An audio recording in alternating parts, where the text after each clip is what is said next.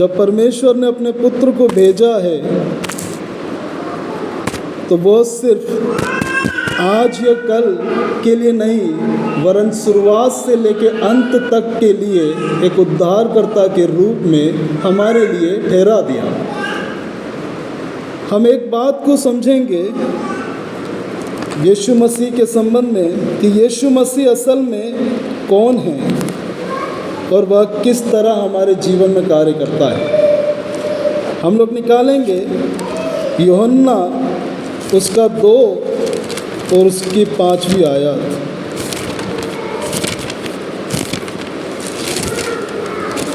Hallelujah. 2 की 5वीं आयत कोई पढ़े?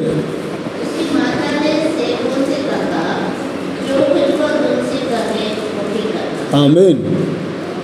मरियम ने कहा कि जो कुछ वह तुमसे कहे वही करना। जब मरियम ने यह शब्द कहा तो उसके पहले मरियम ने भी वही किया।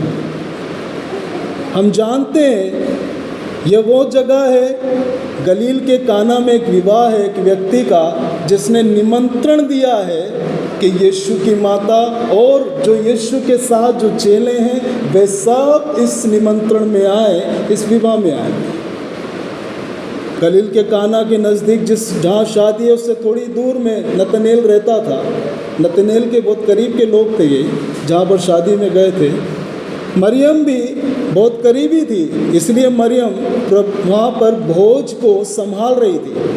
जब खाना बट रहा था तो मरियम उसका पूरा नियंत्रण कर रही थी। मरियम को पता था कि कब कितना खाना बचा है, कितना और लगेगा, ये बहुत अच्छी तरह से वो जानती थी। जैसे ही दाखरस घट गया उसने तुरंत जाकर यीशु को बोल दिया।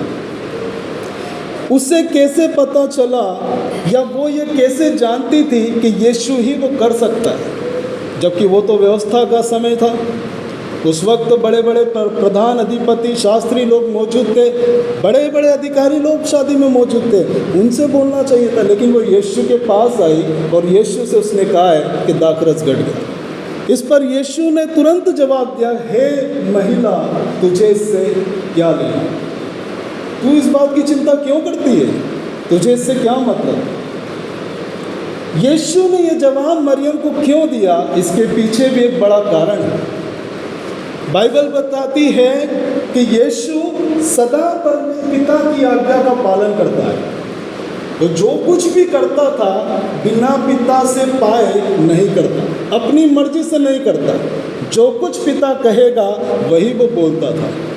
तुरंत यीशु ने मना कर दिया, तुझे क्या करना, मेरा समय अभी नहीं आया। मतलब पिता का आदेश अभी मुझे नहीं आया है कि मैं ये काम करूं। जब मरियम ने यीशु को बोला कि दाखरस घट गया, लेकिन उसने बोलने के बाद वो तुरंत बदल गई और उसने क्या बोला? जब यीशु ने जब उसे मना किया तो उसने तुरंत ये बोला, जो कुछ वह तुमसे कहे वही करना। क्योंकि परमेश्वर पिता की आवाज़ तुरंत मरियम ने सुनी कि जो कुछ वह तुमसे कहे वही करना। मरियम ने इस बात को तुरंत पिता की आवाज़ को सुन लिया और अपने आप के मन को तुरंत रोक लिया और तुरंत क्या बोली? जो कुछ वह तुमसे कहे वही करना। मतलब पहले मरियम ने एक्सेप्ट किया पिता की बात को कि जो कुछ यीशु कहे वो करो, अपना मत लगाओ। हम ना बोलें कि यीशु ये करिए। बाइबल कहती है यीशु पिता की आज्ञा का पालन करता है और वो वही करेगा जो पिता उससे कहेगा। अब हम इस बात को समझें कि जब यीशु ने ये कहा कि तुझे इससे क्या काम, और फिर उसके बाद जब मरियम ने उससे बोल दिया कि जो कुछ बात तुमसे कहे वही करना, यही बात हम देखते हैं ये उस समय भी घटी थी जब यीशु पहाड़ी पर प्रार्थना करने के लिए पतरस, याकूब और यूहन्ना को साथ लेके गया। हम लोग ध्यान दें, परमेश्वर का वचन कहता है पहाड़ी पर जब वो प्रार्थना कर रहा था उसके वस्त्र उजले हो गए। मूसा और एलिया उससे बातें करते हुए दिखे। वे मिलने आए यीशु से, उसके क्रूस के बलिदान, यरूशलेम में जो बलिदान वो देने वाला है उसकी मृत्यु कैसे होगी इस बारे में वो चर्चा करने आए। पतरस ने जैसे देखा और देखकर तुरंत क्या करा, उसके पास में आकर बोलने की इच्छा हुई। मन में बात आ गई कि यार चलो यीशु से अब अपने प्रभु से मैं बात करूं, क्योंकि मैंने जो पाया जो देखा वो अद्भुत था। उसने तुरंत जाकर बोला कि प्रभु हम यहाँ 3 मंडप बनाए, हम 3 मंडप बनाए, एक मूसा के लिए, एक एलिया के लिए और एक तेरे लिए। तुरंत बादलों में से आकाशवाणी हुई, यह मेरा पुत्र और मेरा चुना हुआ है, इसकी सुनो। हम प्लान नहीं कर सकते कि प्रभु आपको क्या करना है या हम आपके लिए क्या करना चाहते हैं। बाइबल कहती है पिता ने कहा इसकी सुनो।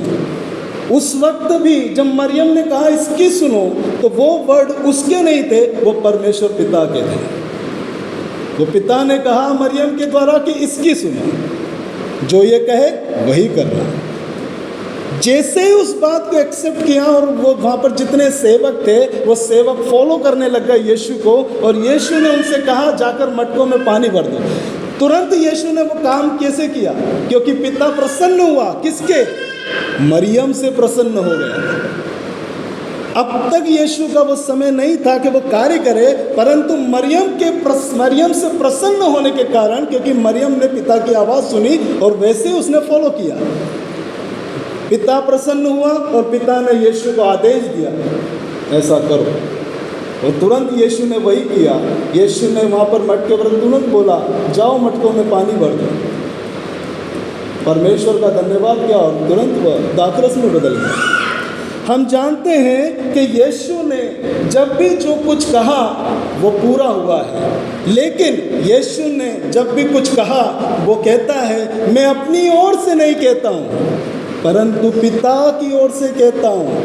मेरा भेजने वाला मुझसे ये कहता है तो मैं तुमसे कहता हूँ। हम लोग इस वचन को देखेंगे। हालेलुया। निर्गमन 4:16 में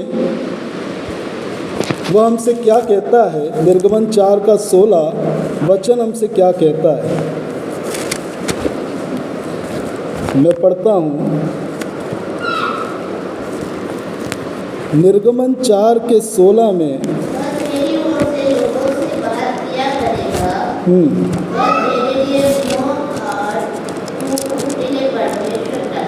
हालेलुया।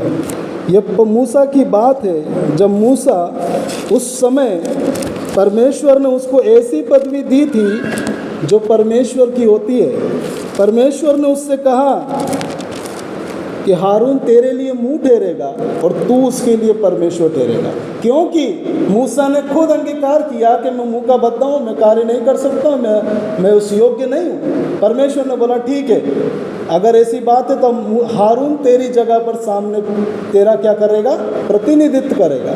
तो उसको परमेश्वर ने उस योग्य ठहरा दिया कि क्योंकि लोग जब हारून बोलेगा तो लोग किसको देखेंगे? हारून को देखेंगे। तो परमेश्वर ने हारून को मुंह ठहराया था, लेकिन हारून को वो पद नहीं दिया जो पद मूसा के लिए ठहराया था। इसलिए परमेश्वर ने बोला तू हारून के लिए परमेश्वर ठहरेगा।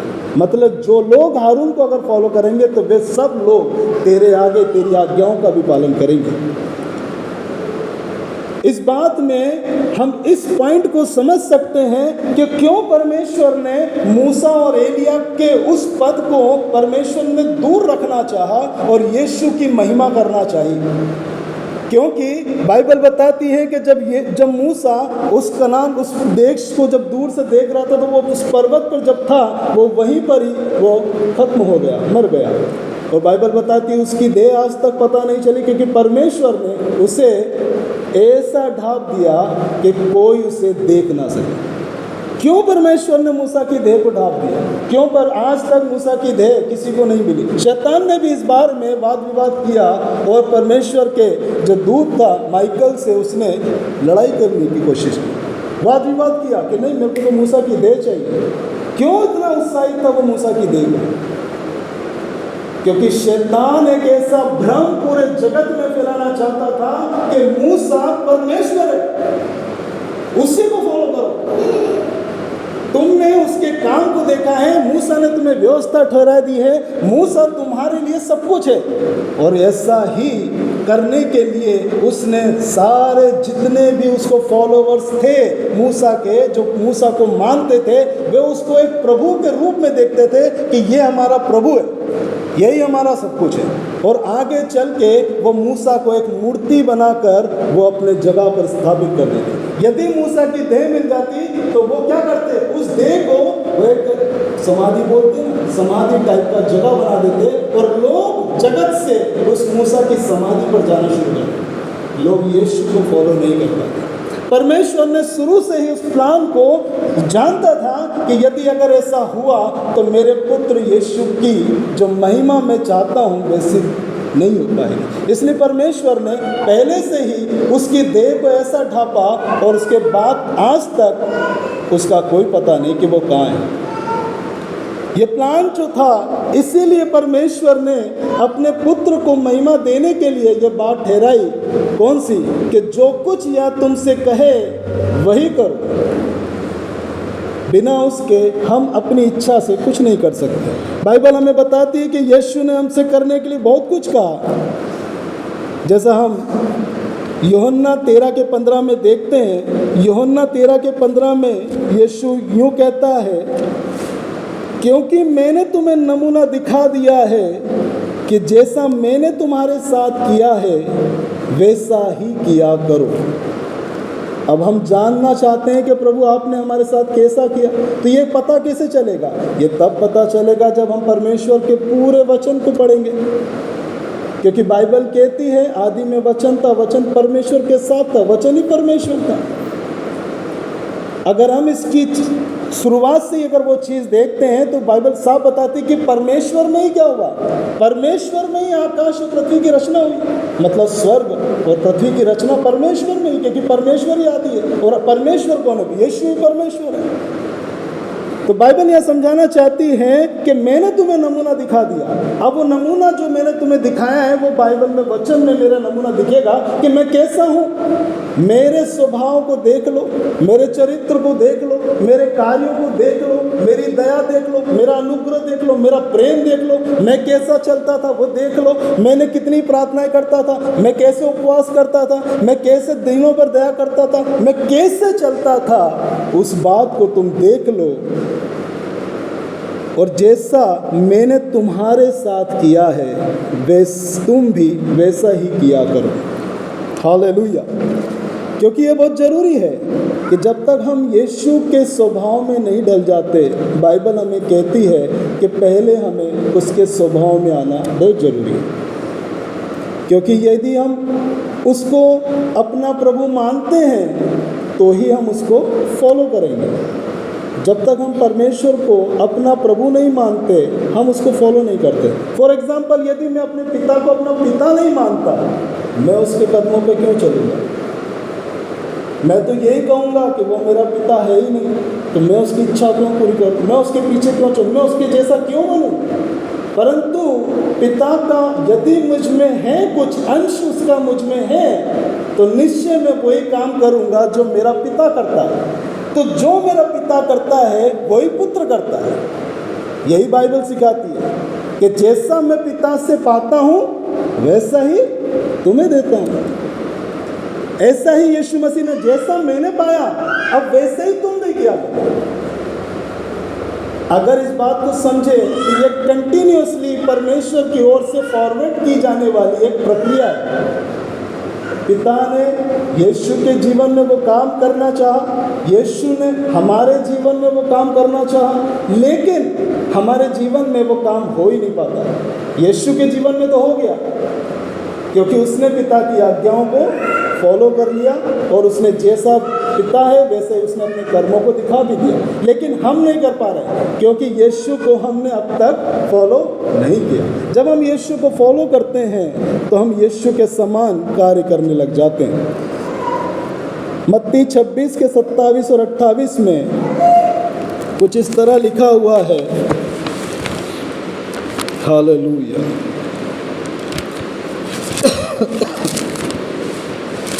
मत्ती 26 उसका 27 और 28।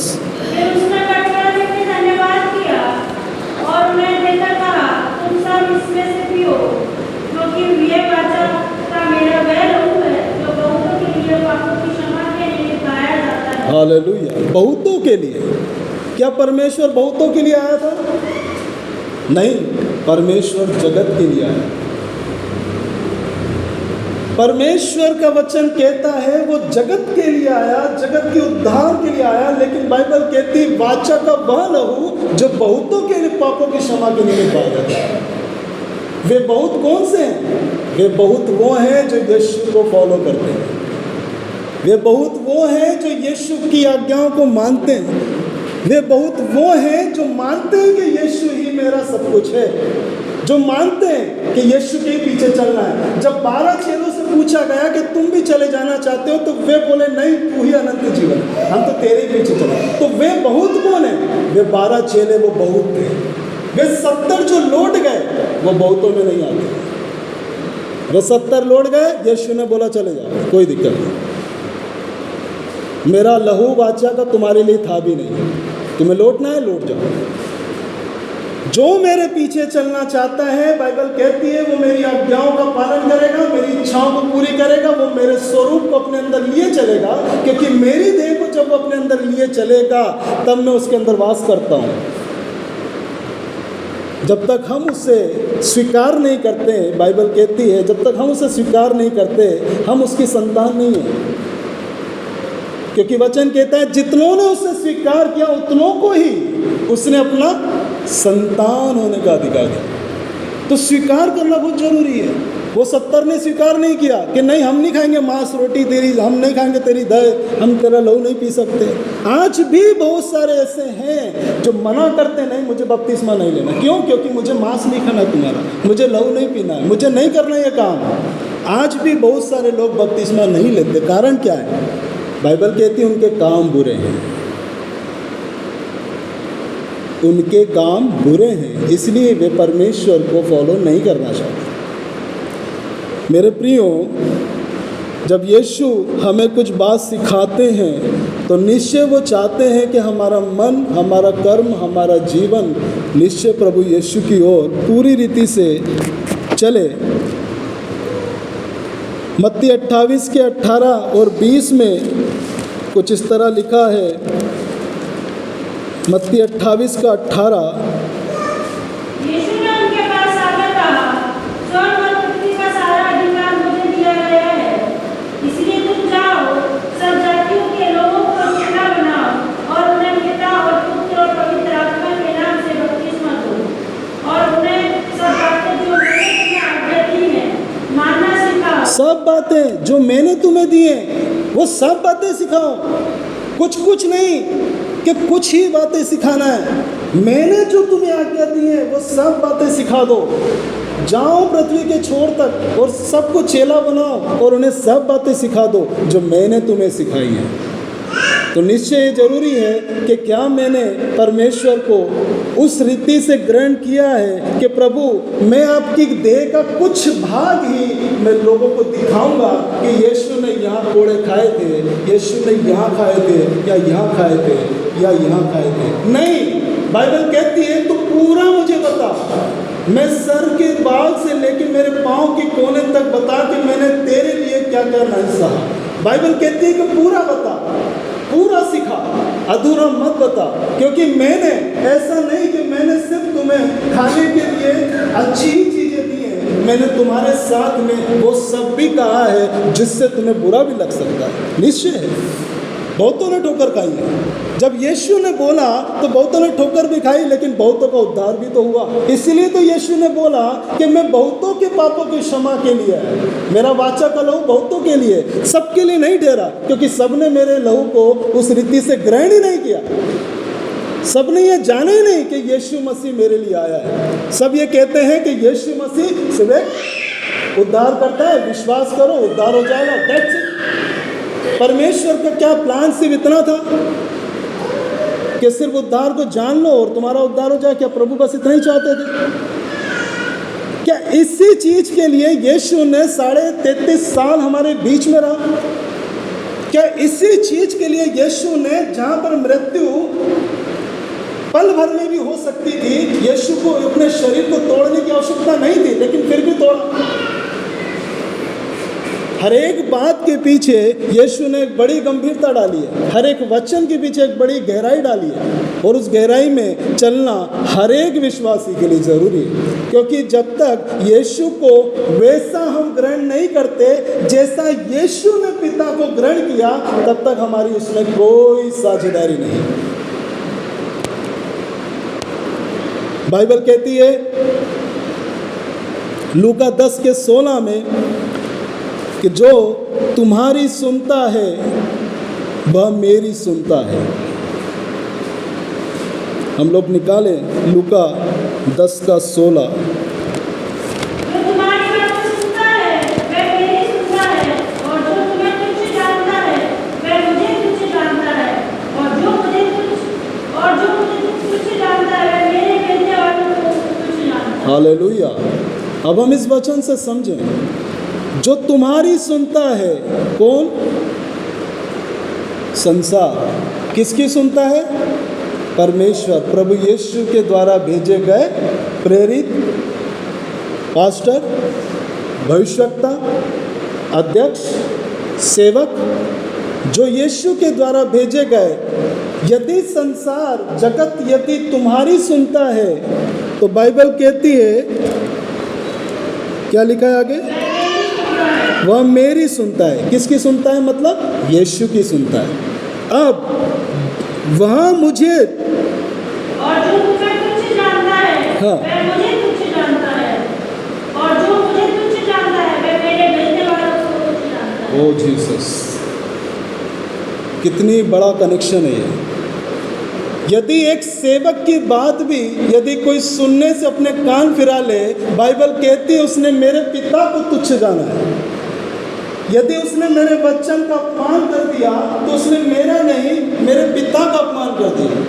यदि उसने मेरे सेवक को, जिसको मैंने बोला कि हनन्या जाकर पौलुस जाकर उसका क्या कर, उसके लिए प्रार्थना कर, क्योंकि वह प्रार्थना कर। यदि हनन्या ने सुना और सुनकर तुरंत काम किया तो किसकी महिमा हुई? पिता की महिमा। यदि हनन्या उस वक्त एक्सेप्ट नहीं करता कि नहीं प्रभु उसका कोई भरोसा नहीं, वो तो मार डालेगा, मुझे मत भेज, किसी और को भेज दे, तो किसको तुच्छ जाना? उसने पिता को तुच्छ जान लिया। ये कनेक्शन जो परमेश्वर ने दिया है, ये बहुत गहरा कनेक्शन है। ऐसे ही सेवक खड़े नहीं हुए, ऐसे ही परमेश्वर ने उन्हें अभिषेक नहीं कर दिया, वो ऐसे ही प्रार्थना नहीं कर लेते, ऐसे ही परमेश्वर का वचन का अभिषेक उन पे नहीं उतरता, ऐसे ही वो दिन रात जीवित खुलेआम ऐसे ही नहीं घूम रहे। उनके पीछे परमेश्वर का आत्मा खड़ा है, उनके दूत, परमेश्वर के वो दूत उसकी दिन रात सुरक्षा कर रहे हैं। तभी प्रभु का सेवक वो कार्य कर पा रहा है जिससे यीशु की इच्छा पूरी हो, और जब यीशु की इच्छा पूरी हुई तो पिता की महिमा हुई। जितनों ने सेवक को ठुकरा दिया उसने यीशु को ठुकरा दिया, और यीशु को यदि ठुकराया तो तुमने पिता को ठुकरा दिया। और बाइबल कहती है कि तुमने पिता का अनादर किया, मतलब पवित्र आत्मा का अनादर किया, क्योंकि पिता आत्मा है। इसलिए बाइबल कहती है कि जो कोई पवित्र आत्मा के विरोध में कुछ कहेगा उसका पाप ना तो इस लोक में न परलोक में क्षमा किया जाए। ये कनेक्शन बहुत गहरा है, बहुत कम लोग समझते हैं इस कनेक्शन को, ये गहराई को बहुत कम लोग जानते हैं, और इसीलिए वे खुलेआम परमेश्वर के सेवक का अपमान कर देते हैं, खुलेआम वे परमेश्वर के दासों को अपमानित कर देते हैं। लेकिन वे नहीं जानते कि मैंने दास का, एक सेवक का अपमान कर दिया तो मैंने परमेश्वर पिता का अपमान कर दिया। मेरे प्रियो, परमेश्वर की बातों को, वचन को गहराई में जाना से ही पता चलता है कि हमने परमेश्वर को जान लिया है। हालेलुया। हम एक वचन और पढ़ेंगे, गलातियों उसका 3:22 से 29। हम जल्दी वचन को खत्म करेंगे। गलातियों 3:22 से 29।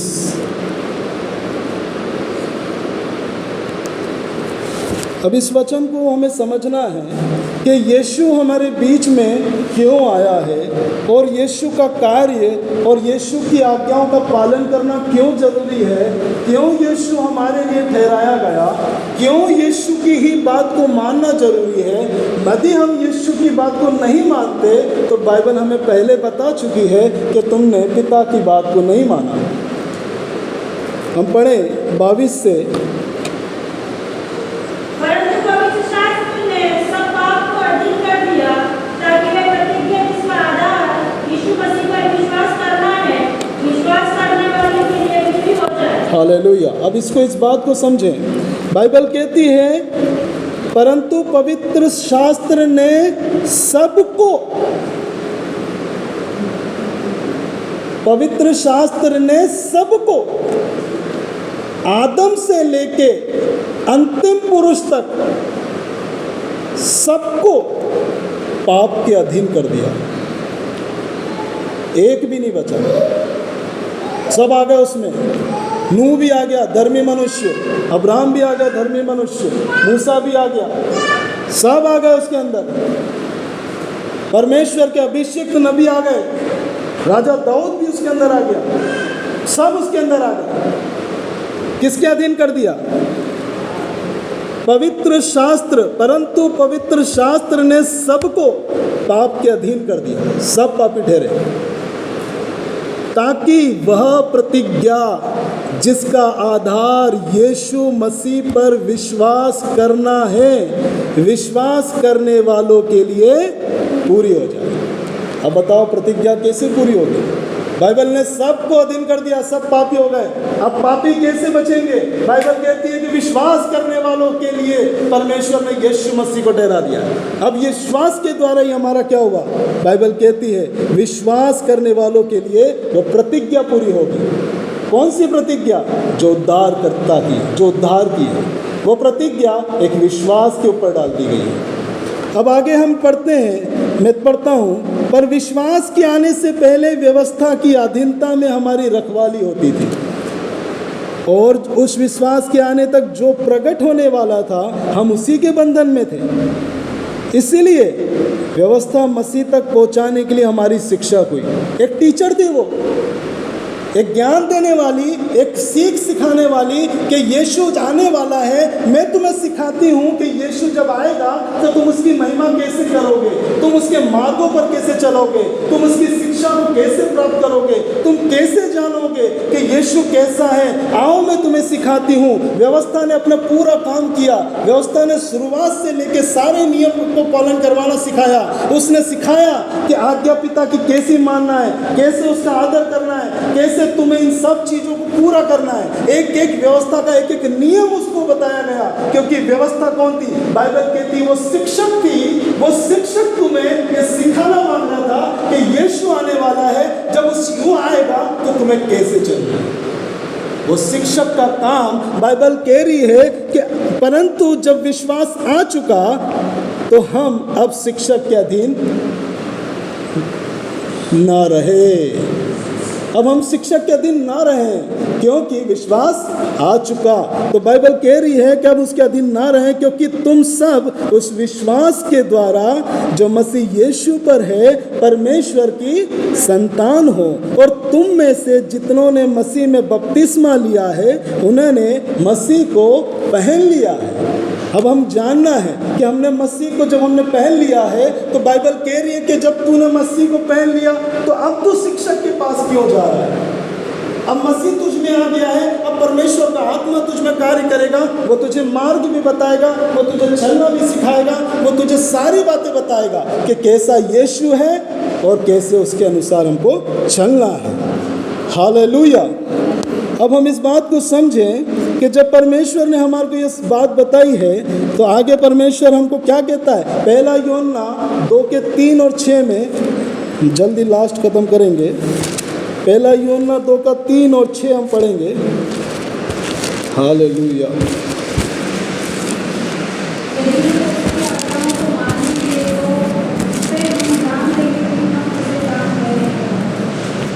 हालेलुया। पहला यूहन्ना 2:3 और 6।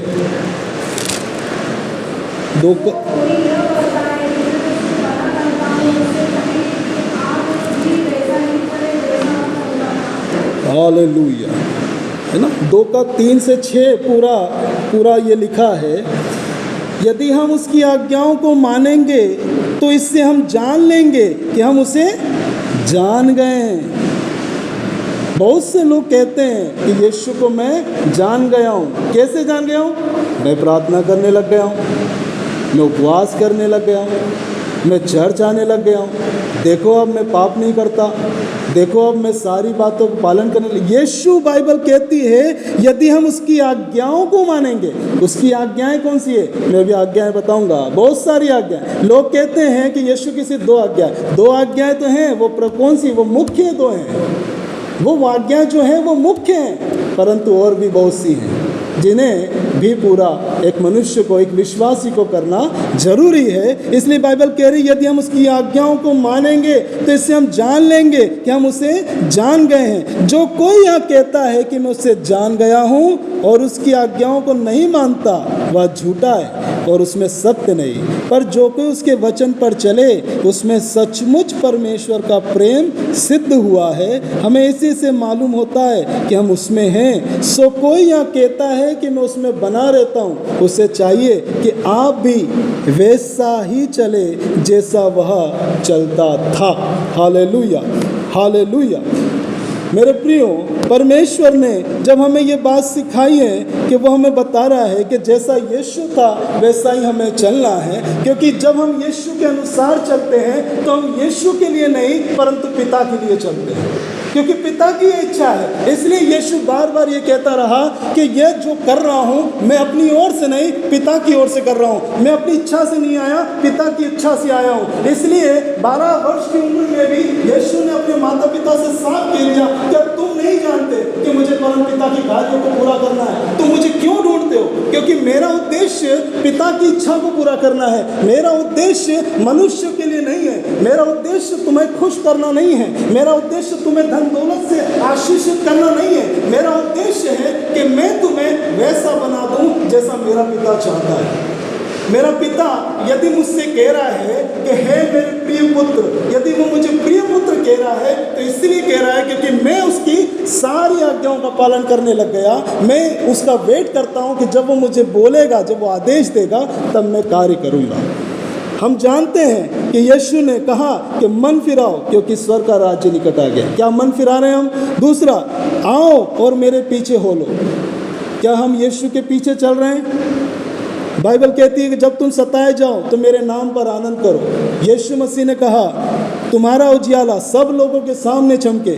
यीशु ने कहा एक दूसरे से मेल मिलाप करो, पाप को बहुत गंभीरता से लो, अपने शत्रुओं से प्रेम करो। तुम्हारा स्वर्गीय पिता सिद्ध है, वैसे ही तुम भी सिद्ध बनो। सबसे पहले परमेश्वर के राज्य की खोज करो, कल की चिंता मत करो। मांगो, ढूंढो और खटखटाओ। दूसरों के साथ वैसा ही व्यवहार करो जैसा आप चाहते हो कि तुम्हारे साथ भी वैसे ही किया जाए। जीवन के लिए सकड़ा मार्ग चुनो, झूठे भविष्यवक्ताओं से सावधान रहो, राज्य के मजदूरों के लिए प्रार्थना करो। सावधान रहो, मेरा जुआ अपने ऊपर उठा लो। छोटों को तुच्छ ना समझो, जो निर्बल हैं, जो दरिद्र हैं, उन्हें तुच्छ ना समझो। अपने पड़ोसी से अपने समान प्रेम करो। सतर्क रहो, जागते रहो, प्रार्थना करो। सभी राष्ट्रों के लोगों को चेला बनाओ। लालच से सावधान रहो, अपने आप का इनकार करो और मेरे पीछे चलो, अपना क्रूस उठा लो। तुम नए सिरे से जन्म लेना होगा, तुम्हें नए सिरे से जन्म लेना होगा। यदि तुम मुझसे प्रेम करते हो और मेरी आज्ञाओं को मानते हो, इससे ही तुम मेरे चेले ठहरोगे। हालेलुया। क्योंकि बिना परमेश्वर के हम किसी भी काम के नहीं हैं। बाइबल हमें सिखाती है प्रभु का वचन सर्वप्रथम है, उसके बाद हमारा जीवन हम देख सकते हैं कि क्या हमारे जीवन में हमें किसी बात की आवश्यकता है या नहीं है। बाइबल कहती है कि यदि वचन को जिसने पा लिया उसने सब कुछ पा लिया, क्योंकि परमेश्वर का वचन सिखाता है यहोवा को अपने सुख का मूल जान, अपने सुख का मूल जान, तब वह तेरे सारे मनोरथों को पूरा करेगा। पहले मेरे लिए सुख परमेश्वर है, उसके बाद मेरे लिए संसार है। यदि परमेश्वर मेरे अंदर आ गया मतलब मैंने सुख पा लिया। उसके अलावा अब जो कुछ भी हो मेरे पिता की इच्छा मेरे जीवन में पूरी हो। हालेलुया। प्रभु का धन्यवाद। Thank you Jesus.